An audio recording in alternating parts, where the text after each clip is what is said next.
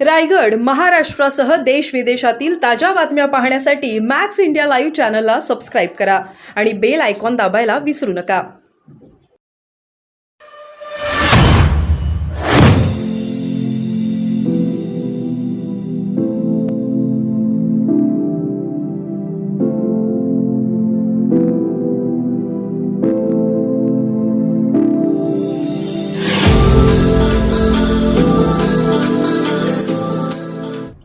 राजकारणाची, समाजकारणाची सर्व नीतिमूल्य ही पायाशी दाबण्याचं काम भारतीय जनता पार्टी करत आहे.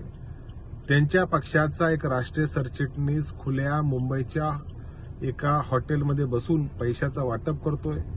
मतदारांना पैसे देण्याचं काम चालू आहे. मतं विकत घेण्याचं काम चालू आहे. खुलेआम लोकशाहीची हत्या करण्याचं काम चालू आहे.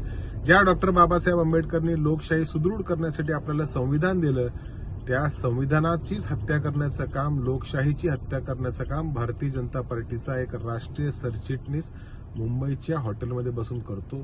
त्याच्यावर कारवाई झाली पाहिजे.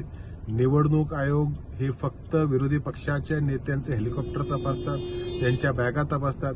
पण अशा पद्धतीने खुलेआम जर कोण पैशाचं वाटप करत असेल तर ह्याच्यावर निवडणूक आयोग नेमकी काय कारवाई करतायत हे महाराष्ट्राला दिसलं पाहिजे. सत्ताधारी पक्ष म्हणजे सर्वस्व नाही. लोकतंत्र, लोकशाही ह्याच्यामध्ये समानता असली पाहिजे. निवडणूक आयोगाने समानतेने सगळ्यांना वागवलं पाहिजे.